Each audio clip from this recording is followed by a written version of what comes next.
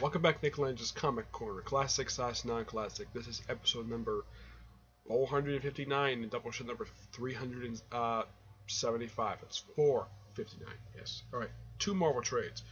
First up, it's Miss Marvel, Volume 7, Damage Per Second. This contains, for the Comic Miss Marvel series, issues 32 to 37. Why am I concluding that? Because, well, I think Marvel should basically restore this as like it's never like a lot of the other books. And according to the writer herself, G. Wilson, next year the series will hit 50 issues, basically 50 issues she's done. The artwork is done by 300 people, which is Marquia Alfondo, who does just the first issue in here. The next 4 issues to come right after that is done by Katsuya Mizawa, and the last artist is Francisco Gaston. Yes, the first cover's artwork, and I think it's the cover art for the trade, if I'm not mistaken. Yeah, it's the cover art for the trade. Yeah, the cover art for this, that's done by Joelle Jones and Rochelle Rosenberg. The Rosenberg herself also does pretty much does a cover art for pretty much all the issues in this trade. Nelson Blake II does the remaining 5 issues in here. This book just deals with the aftermath of Civil War II, basically where she's no longer trusting Captain Marvel, and just dealing with the aftermath effects. The first issue is just a standalone dealing with election. It's kind of how basically people think of the election in real life. So yeah, and pretty much like people not voting or stuff like that because they don't like the candidates. Yeah, that's the way it is a lot of the time. People just don't want to vote because they don't like the candidates at all. But you have to vote. It's your American duty to do that. The rest of the stuff is just that now the guy who they try to prevent as mayor, he's basically Hydra, and Camilla does not want a Hydra agent to be the mayor of her hometown. Basically, I think this is supposed to be Jersey City. I'm not really sure, but I think it's Jersey City. But yeah, she and then the rest of the time she battles a guy called Dr. X, which is basically this guy here. That's what she does pretty much the rest of this whole entire issues in here. There's one issue where it's a standalone issue where Bruno is basically in Wakanda and going to school there, stuff like that. It's a pretty good set of issues. Show off some material artwork. Yeah, this is actually really, really good. One thing interesting though about the artwork, despite the fact you have a few different artists, it's the same art style that this book has had since this book started. Now, this one makes sense because you got to do this. Yeah. See, for this character, it makes sense to do this, where you start from here, go over to this particular trade here.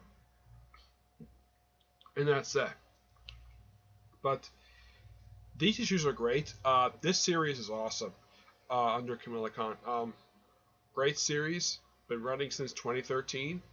Yeah, it's running now for almost 5 years. Not bad. It's only hit the restart button once. And here's kind of the thing: this current volume has already surpassed the previous volume. I just kind of wish they would restore the legacy memory for this series, just like I wish they did for Defenders and Spider-Gwen. They really should. But despite that, this is good. I give this a 9 out of 10. Next up is Daredevil, Back in Black, Volume 4, Identity. This contains issues. I'm trying to make this correct here. Yeah, it's pretty much 6 issues. Just trying to get the correct number here because I'm using the legacy number for the series, which Marvel is restoring to it. Thank God for that. Basically, these issues are okay.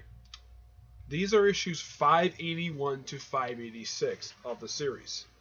Yeah, there's probably about a couple more this volume is set to end with the 20th issue, but I'm basically counting these as part of the numbering. The first couple issues called Seventh Day, which basically Matt Murdock put a bounty on his own head just to capture some criminals, and he captures a bunch of them. I mean, who does he capture in these set of issues? Let's see. He basically puts in jail a bunch of like like the Brothers Grimm. Eventually, Bullseye shows up in this quick little two-parter. First time Daredevil's fought Bullseye, I think, for the first time since, off the top of my head, I think it was last time he fought him was back in, I believe it was 2013. So by the time these issues came out, it had been roughly about 4 years since he actually fought Bullseye. Yep, and then pretty much, what's the remaining 4 issues in here?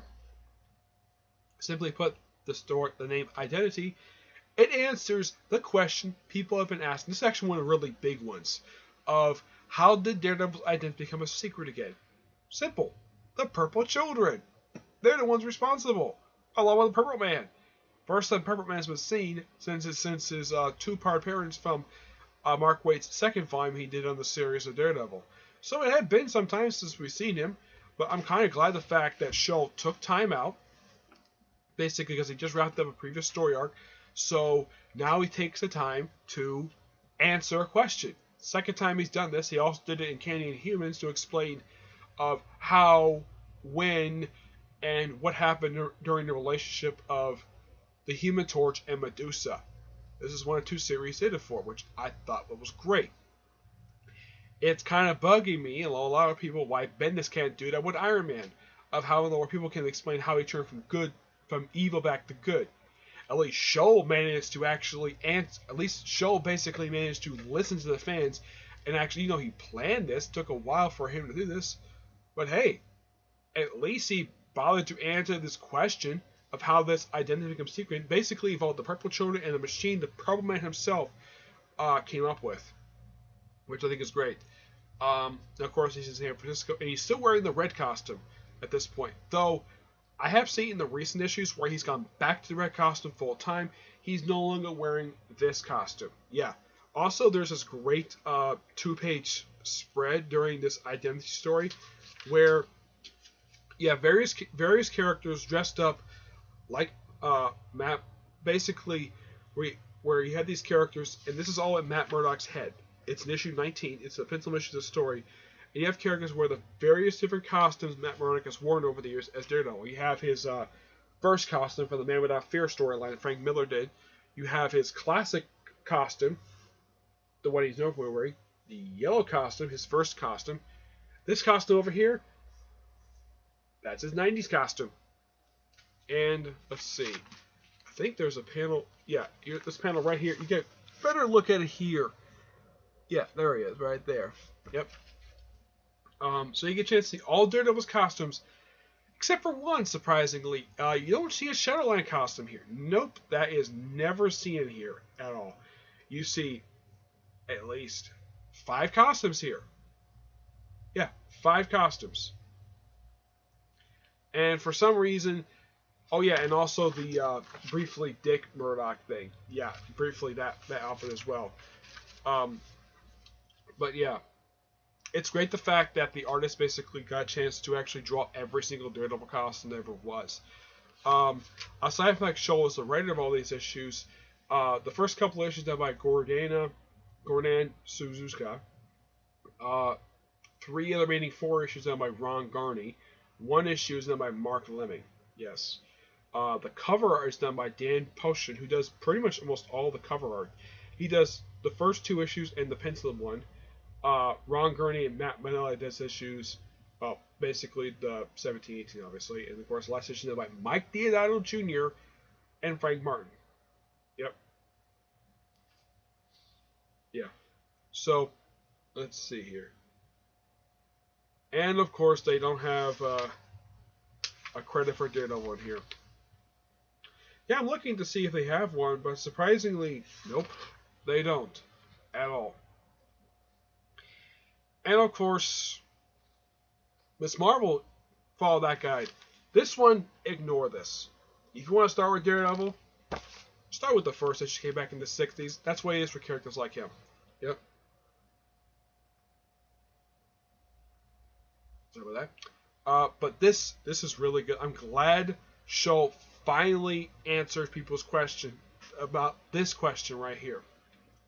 And of how the whole thing of basically of Foggy being the only one. At one point it was suggested maybe Mephisto could do something about this, but Yeah, Matt turned it on right away because even he knew that was stupid. I think that's probably show poking fun at Joe Quesada for basically doing the one more day crap. Yeah, that is just my opinion. Um, a lot of people can probably have opinions about that particular situation with Mephisto being suggested to give everybody get to basically the whole mind wipe thing of everybody knowing that whole kind of spell thing that people knowing that Matt Murdock is Daredevil. Um, it does explain how Foggy knows, and um, that's really it. I think these issues are great. Now, the ending of this particular storyline does set up the next arc. The whole thing with basically Blind Spot looks like he's turning bad for some reason. I don't know why. But yeah, it sets up the next storyline at the end of it, which I do appreciate writers like this doing this, where when you finish up a story arc, you plant seeds, or at least have a setup for the next one. But yeah, this is building for a while. I'm glad the fact Scholl took time to do this. I get this at 9.5 out of 10. This book is just pure amazing. And for some reason, I don't know why, apparently because it's dark and it's not Mark Waid, don't read. Yeah, people are like, don't read it because it's not Mark Waid. It's Daredevil. This is typical Daredevil. I mean, Scholl basically went back to the style that Volume 2 was known for. Basically, with writers like Bendis, Brubaker, Andy Diggle. Heck, there's even probably a little bit of Frank Miller thrown in there, but basically, it's the 119 issue run that started from 1998, ended. I think it was in 2009. I think it was, yeah, the 11 years worth of issues that spanned from 1998 to 2009. It go back to that particular type of style. Heck, the covers are basically a homage to those. These issues come up basically barely a decade later. I'm kind of glad they went back to this because, well, they wanted basically because the Netflix show is popular, so bring back the dark elements for Daredevil, which is fine. I personally have a problem with them. Yeah, we spent the last few years basically going light. Now we're going back to darkness stuff. That's fine. I personally don't have a problem with that. I know some people don't like it that Daredevil did that, but that's their opinion. My own opinion is something else altogether. Alright, just a second here.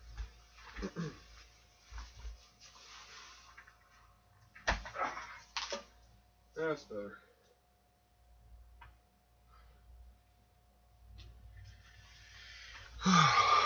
Sorry about that. My chair decided to fall off. Yeah, it has a tendency to do that.